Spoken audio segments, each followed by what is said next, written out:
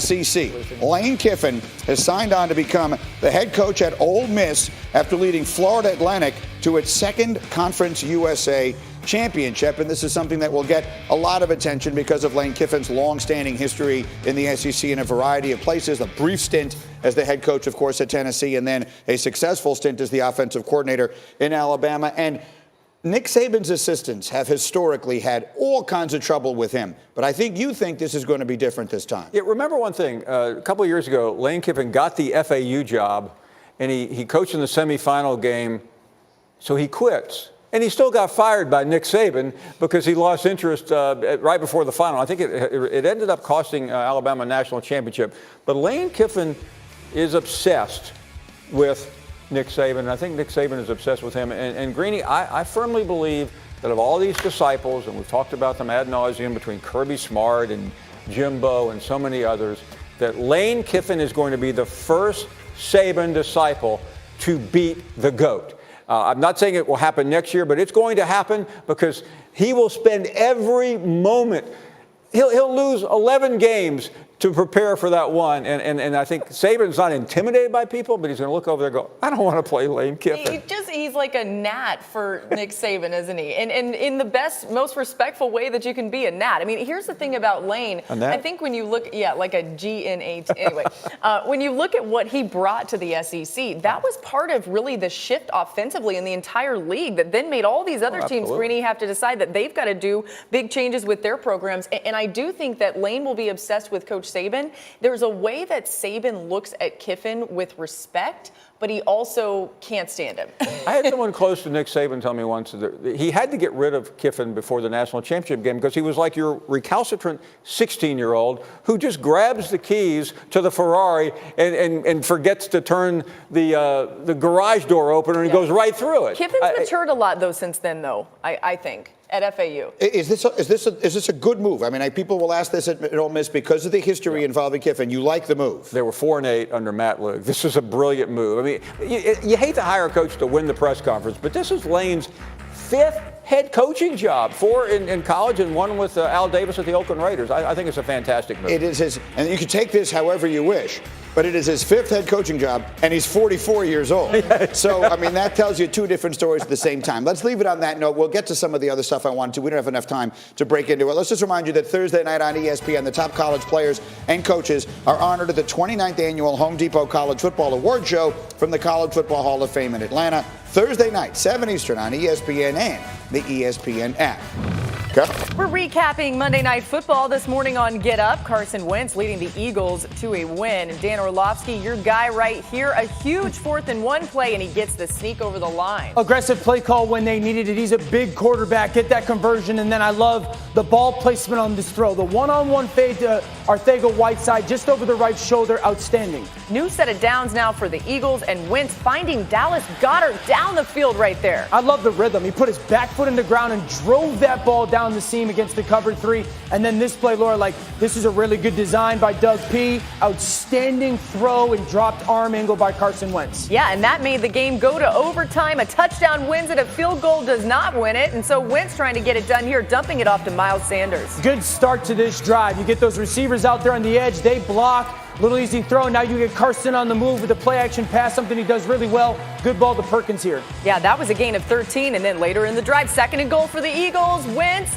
finding his boy Ertz wide open in the back of the end zone for the game-winning touchdown. The Eagles pull out an overtime victory over the Giants, 23-17. And many have said this morning it could change their season. Wentz threw 50 pass attempts last night, becoming the first player to throw 50 passes in a win on Monday Night Football since Tom Brady did that back in 2009. And Tony Romo, the only other player to do that in the last 15 years. He and Brady both did it against the Bills, both oddly winning 25-24. That's a real sneaky one by Himbo. In the meantime, let's come back to your guy here in Carson Wentz, because a lot of times you might think to yourself, well, everybody on the team is hurt. He needs to play like Superman. But you're going to show us it was actually playing like Clark Kent that is the reason they won last night. Absolutely. And then the Superman moment came. But it was 3rd and 7, 4th quarter. And this is the stop in the moment where I was like, all right, he's starting to understand it. Again, 3rd and 7, 4th quarter. We're down 7 points. This is the time to put on the cape. Okay, I got to go make a play. So the Eagles line up, and they're down in their trip set. And Carson Wentz looks out, and he goes, well, there's only 2 defenders out there for the Giants. Something must be up. So he brings his eyes on the inside and he sees both linebackers up in the line of scrimmage. So instead of him trying to go, I'll make a play, I'll do it on myself, what I love that he does is he looks down here to these receivers and he changes the play. What he changes it to, again, on 3rd and 7 is this. He's going to go trust that receiver will go make a block. And that receiver will go make a block, and I'm going to throw this little quick screen to the flat right now. Again, this linebacker was up in the line of scrimmage, and Carson Wentz is going, I trust you guys that you'll go do your job, and I can throw this ball, 5 yards in front of the sticks on 3rd and 7 in the 4th quarter. That is a guy willing to play Clark Kent football because that's the linebacker, Ogletree, that was up in the line of scrimmage that has to go make that tackle, and he's not able to go close the gap there. That was a big moment to me to go, okay, he's starting to understand the situation. Now let's go to the game tired. I love the placement of this play, left hash, right? Why that matters is because you have 1, 2, 3 tight ends up at the top of the screen. Now, the ball being on the left hash with those numbers, this safety can't just play to the tight end numbers because there's a one-on-one matchup at the bottom of the field that you can leave this whole field for a throw. So I love the design by Doug P. Now, this guy that everybody knows is the man to watch. Zach Ertz on this route. He's going to widen release on this defensive back, and watch how good of a job he does to open up that defensive back. And I want to freeze it in this moment because there's a guy up at the top of the screen that everyone can't see. That's a receiver. He's covered. This guy, he's covered. This guy, he's covered. There's one person that Carson Wentz could throw the football to right there. Only one. This is the moment to be Superman. Golden is bearing down on his chest, and he's going to try to split his sternum in half. Now watch the throw and the ball placement to Zach Ertz. It doesn't get any better than that, folks. That ball placement doesn't get any better than that when you're getting split in half by a 250-pounder. So you watch the kid grow up and go, you know what, in that moment, I needed to be Clark Kent. And then the moment presented itself where he had to rise up and make a big-time throw and be Superman, and he did it. It's really well done. And you've made the point this morning, Desmond, multiple times. This is the kind of win that can sort of mobilize a team. I'm not sure that's the word I'm looking for, but so get a team going that has been really struggling. Galvanize the team. You get the team. I tell you love Carson Wentz. That was a great breakdown thing. But no, this is the type of win that can turn the season around for the Philadelphia Eagles. Great win last night. It wasn't more about the Giants. It was more about the circumstances they had to overcome. Yes, and galvanize was indeed the word I was looking for there. So let's work our way forward because I have a couple of sneaky big notes coming out of the NL from yesterday, and one of them is from Seattle. Rashard Penny will miss the rest of the season with an ACL injury. Before the injury, he was starting to come on for Seattle, accounting for 236 yards and 3 touchdowns in their previous 2 games. More sneaky big news. A source is telling our Adam Schefter that Colts veteran kicker Adam Vinatieri will undergo season-ending surgery on his left knee. The team officially placing Vinatieri on injured reserve yesterday. And then more kicking news. Out of Dallas, the Cowboys this week released their kicker Brett Maher, who leads the league with 10 missed field goals this season, and signed veteran Kai Forbath to replace him. Forbath has good numbers. Maher's been a good kicker for a long time, but this year he has really struggled, including in their loss on Thursday night. And so this was a week that began. I was here Friday morning, and we were talking about, will the Cowboys fire their coach? Instead, they cut the kicker. So we're talking about the Cowboys. We watch the Eagles. Which of these 2 teams looks like the better team to you? Well, I think the Cowboys look like the more talented team and the better team, but I'm taking the Eagles, and that's unequivocally for me. I took them to begin the season. I believe in their coaching staff more. I believe that last night's performance, we talked about it all morning, Des. Like last night's performance was one of those performances when you walk in the locker room and it gives you juice. Yeah. It gives you adrenaline. It gives you belief. So I'm taking the Eagles, and also I think their defensive line can at least challenge the Cowboys' offensive line. What do you think? I like the fact that when you look at the Cowboys, it seems like they're underachieving. They have all this talent, but they're not hitting the heights that they should. But then when you look at the Eagles, they're overachieving right now. They have a lot of confidence. They had a quarterback who lost his top receiver, Alshon Jeffrey.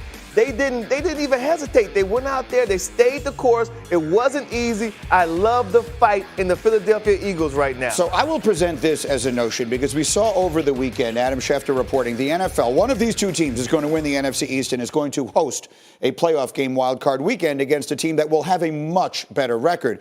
whichever team that winds up being. And Adam Schefter said that there doesn't seem to be any appetite within the NFL for reseeding the NFL playoffs. And I tweeted this, but sometimes on Twitter things aren't as clear as you would like them to be. I'm not in favor of reseeding, okay? I don't believe the NFL should just take the top 6 records in the NFC and put them in the playoffs. But I do believe they can make one very simple change, and I will present it to you now. We will call this the Greeny Rule if you want. I've had some success with that in the past. Do not reseed, just give home field advantage to the team with the best record.